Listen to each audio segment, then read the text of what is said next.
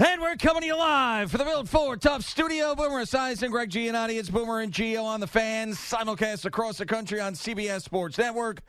And wherever you are in the free Odyssey app. Good Friday morning, a feel-good football Friday wild game last night at Thursday Night Football as the Buccaneers blow this one. Of course, controversial calls all over the place, and the angriest Todd Bowles has ever been in front of a microphone in his life. We've got the Jets and the Giants to talk about, and if we think that even though Aaron Glenn and the Jets and the players are going to try to win, if they lose out and get the number one overall pick, is that the best thing for them because of Fernando Mendoza? I think the Giants will win a couple of games. We got baseball on the back burner here. And also yesterday, the Joe Burrow stuff, he has been talked about as on the same track as Andrew Luck with the injuries, and the way he stood there and talked yesterday, it's almost like he's mirroring the entire Andrew Luck experience. Could he want a change of scenery? Good morning, Boomer. How are you? Well, the change of scenery for Andrew Luck. Good morning. I'm doing great. The change of scenery for Andrew Luck was to retire. Yeah. This is.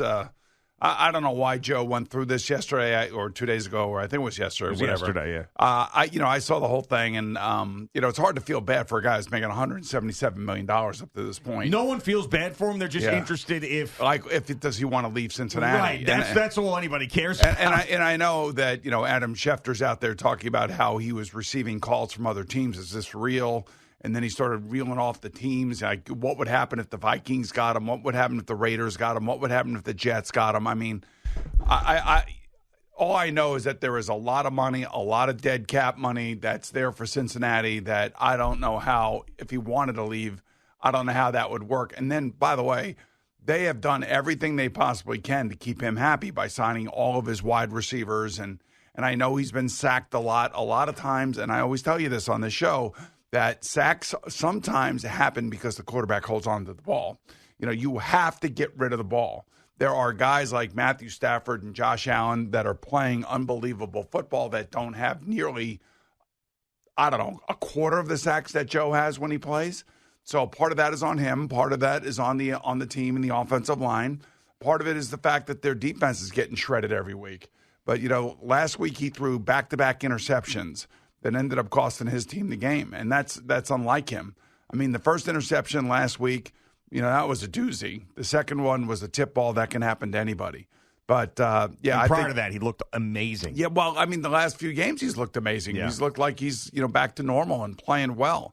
I think what ends up happening is that sometimes the losing just takes hold, and on top of that, the injuries, and then whatever else is going on in his life. I don't want to speculate about any of that stuff. I don't know why he felt like this was a therapy session in front of the media. I'm not really sure about that, but he was asked the questions, and then he decided to answer the questions pretty honestly. He didn't go super in-depth about it, but it did sound to me like it wasn't a Bengals thing. It was like a football thing, and he's talking about how I got, having fun doing it, and I need to have fun doing it, and right now it's not fun, and all of those things. Losing sucks. Yeah, I mean, especially like all the rehab he has gone through, and that was what Andrew Luck said when he had retired. He's like, it took so much out of me, all this rehab from all the injuries that I had. I didn't want to do it anymore. And it was no fun. It was no fun. And I think Andrew actually used those exact words. I mean, Joe's a very unique player. He's a great football player on the field, but off the field, he's introspective. He's a unique guy. You see how he dresses. He's got a flamboyance about him, the whole thing. I don't know what this was all about yesterday other than, they got to get the season over. He's got to get healthy again, and then he's got to try to find the energy to come back and lead the team. The Bengals are not trading him. I'm just telling you that right now. The Bengals just don't trade people. And, the salary, the contract, the dead cap, there are a lot of moving parts here. And, he's not going full NBA player psycho. He's got Jamar Chase there. He's got T. Higgins there. He's got a lot of his friends are there, and he got them paid. Yeah, like I said, it's almost like he owes them to stay there with them and play with them. Well, yeah. Once again, it doesn't sound like a Bengals thing. It sounds like a football thing. It's not like he's saying I need to get out of here. It's almost like I'm just not having fun playing football. Well, he just needs to get away from it once the season is over. I mean, I'm sure going through rehab and getting that foot fixed and everything else, and coming back thinking that you have a chance, and then. If they win the game against Buffalo last week, this is not happening. No, of this course is not. 100% not happening. So they lost the game. He's tired of losing. They're not going to the playoffs. They're not eliminated yet, but there's a good chance that they could get eliminated by a number of different scenarios this week or next week. But I mean, he's going through what a lot of us have gone through when the teams are not good and you're losing, and you start questioning whether or not you still love the game. I mean, to me, it's normal. I know that ESPN's got to make a big deal out of it, and everybody's got to have an opinion about it. If they win last week, this ain't happening. Yeah, I never thought that the Aaron Rodgers of the Jets thing was going to happen. I just didn't think that Aaron Rodgers, if he was going to go somewhere else in his career, would have come to the Jets, and I was wrong about that. But I can't imagine a world where he's leaving Cincinnati, and if he did, and I understand that people are going to put 2 and 2 together, the Jets got so many picks, and if they're going to get traded, they got the most draft capital. I mean, let's just say in a world, which is not going to happen, I understand because of the cap implications in Cincinnati and everything else, but let's say he did go full NFL psycho like we see full NBA psycho, the Jets is not going to be the place that makes him happy. Well, the Bengals don't have a backup plan right now. Like the Jets, I mean, the Packers did. The Packers had Jordan Love. They were ready to hand over the reins to him. And Aaron Rodgers tried to pull a Tom Brady. He actually thought he was going to a good team, and I think he was going to a good team, and then he blows his freaking Achilles out. Yeah. I mean, which was really, it has to be one of the most unfortunate injuries in the history of New York sports.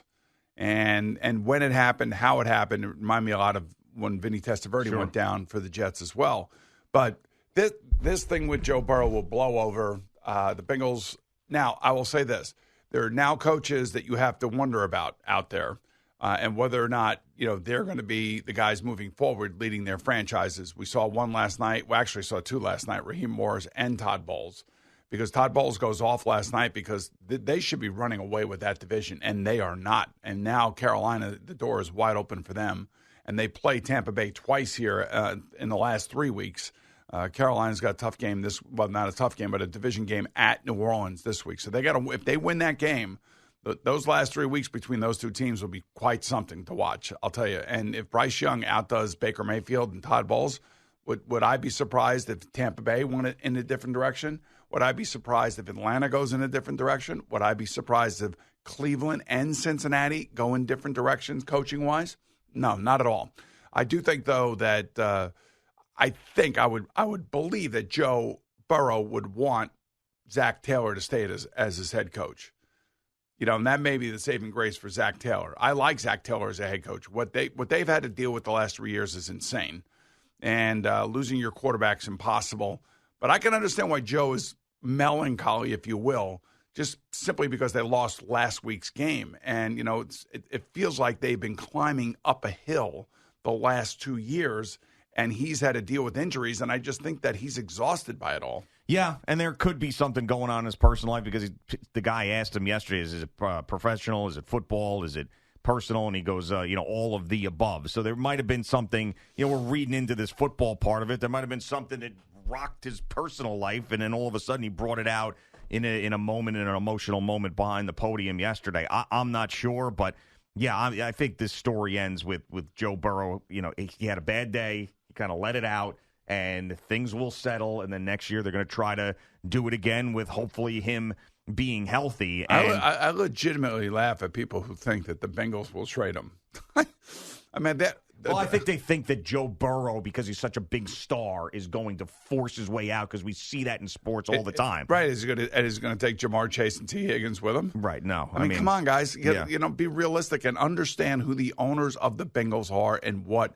Now, listen, I never thought that they were going to trade Carson Palmer, but it got to a point with Carson Palmer that it got so bad that he basically walked out on the team, essentially. Yeah, and easier to trade then than it is now. Right, and also you had Hugh Jackson at the Raiders making an asinine trade. Yes. And the Bengals couldn't say no to it. So now I guess could somebody else come up with an asinine trade request and somehow the Bengals manipulate the money and it all works out?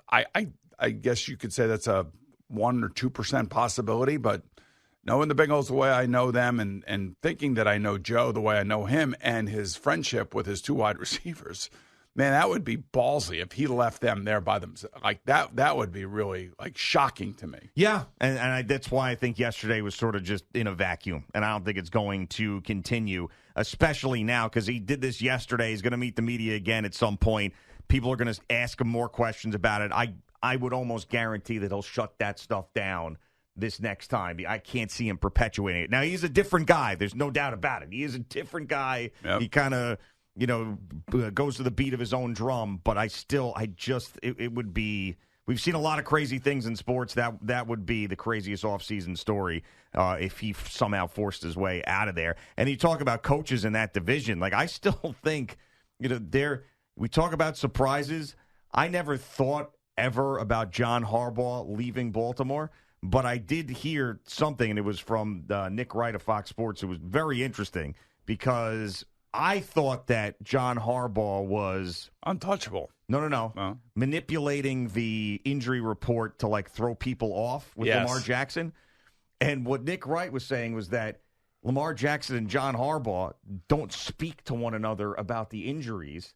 And John Harbaugh has no idea what's going on with his quarterback because they don't have this great relationship, and someone needs to investigate into this. And I'm thinking, could that possibly be that one that comes out of nowhere because they're having a bad season? Maybe the relationship is soured there, and they need a change of scenery. So you got the two obvious ones in that division with Kevin Stefanski and Zac Taylor being on hot seats. But then you have the wild cards of Tomlin and possibly Harbaugh going somewhere else. I mean, if I'm the Giants, I'm looking at that division and seeing what can I'm like a vulture going over a carcass on the AFC North right now, That's true, yes.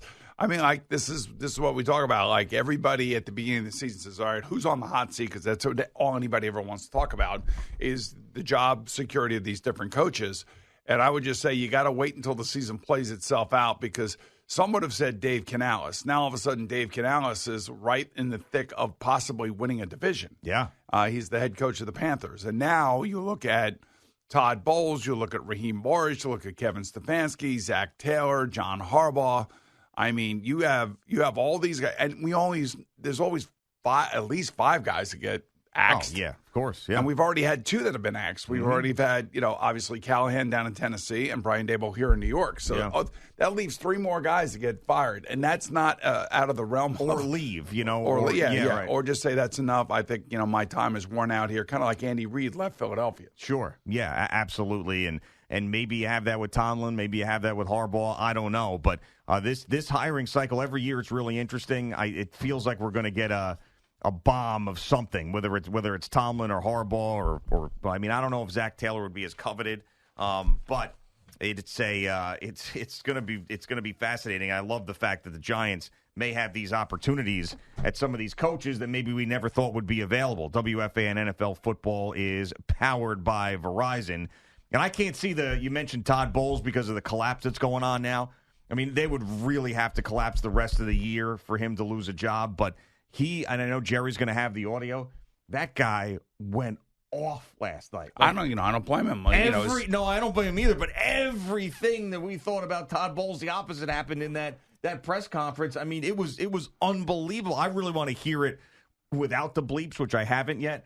And we have to play with the bleeps, of course, but that's everything every Jet fan wanted to hear for all the years that he was here. Well, he's learned, but he also, gave up a 14-point lead in the fourth quarter. Oh, yeah. Well. And it was a fourth and 14 that Kirk Cousins completes on the last drive to get them into field goal range in order to kick the field goal to win, because when they scored their last touchdown, they go for two, Atlanta does. They don't make it. So now, of course, the Buccaneers have a 2-point lead. Of course, their offense goes out there, does nothing, half the punt. And then Kirk Cousins does what he does. And that's his 32nd come-from-behind victory as a quarterback. And it was pretty impressive watching him play last night. It looked like he's finally feeling healthy. Yeah, actually felt good for him because I know he has a lot of struggles down there, and it's just been a rough ride for him. So that was a big night for Kirk Cousins. What do you think about that simultaneous possession call with the fumble? They always give it to the offense. But, I mean, the Buccaneer player came out of the scrum with the ball. I know it's a weird deal, but they, depending on how they rule it, is he down? Is he not down? Did they both have it? I mean, it's. That was that's probably one of the things that Todd Bowles was so upset about last night. I mean, just the way that game was played from a defensive perspective. I mean, the defensive players must have had a hell of a time standing up on that field last night. That's the only thing I can think of. That field was just torn up, and they had monsoon rains, and they were talking about how the field was actually in decent shape. But to me, it looked like the defenders really had no ability to stay up. Yeah, no, that's what it looked like. I mean, yeah, it was like just chunks of the field flying up anytime anybody was cutting or anything. Reminded me of the Super Bowl field that we played in down in Super Bowl 23 in Miami. Yeah. Field was terrible. By the way, Joe Burrow does have an out in his contract after the 2027 season. So that would be 2 more seasons with the Bengals, and then there is a potential out. I don't know if that out is, him redoing another deal, and I'm thinking that basically what would happen is if he does go, I'm assuming he's going back to Cincinnati next year, they have a great season. Guess whose contract's getting ripped up and redone? Oh, yeah, of course. That's, he's just going through whatever he's going through right now. But, again, I still think if they would have won last week against the Buffalo Bills, you would not be hearing any of this. Do you have, the dead cap numbers there for, his dead cap numbers? Yes, I do. Because I'm just curious to see because, the other thing, too, his contract is very interesting. It's got a lot of bonuses in it. Yeah. Which means that, those bonuses, since they get prorated into the contract, if he doesn't see the end of the contract, and let's say he wanted to retire or he tries to force a trade. Forcing a trade is one thing because you get another team to pick up some of the money. But if he retires, the Bengals are going to go after his bonuses. Oh, sure, yeah. 100%. Believe me, they will. So his dead cap number this year right now, it's $102 million. Next year, it's $56 million. Okay. And the year after that, it's $36 million. Okay. So, I mean, obviously this year it's impossible, would have been impossible. It gets a little bit easier. I'd like to go back and see that Russell Wilson dead cap and how the Broncos figured that out, but still a lot of hurdles, and I don't think he's going to really want to go anywhere. I would say 2% chance. 2%? 2%. He'll get reinvigorated in the offseason. He'll get away from the game, get away from Cincinnati, go wherever he goes, and he'll get re-energized. All right, Feel Good Football Friday just getting started on the Fan and CBS Sports Network. We'll get Jerry in here in just a couple of minutes. His first update of the morning. We've got an interesting day here on the Fan. We've got Steve Somers joining us to pump his book at 9 o'clock, and also today is the last day of BT and Sal, and Sal Licata is going to join us at 9:25 to, say goodbye to us. So it's going to be interesting, that 9 o'clock hour, and then we'll make terrible football picks, and the world will be even again. All right,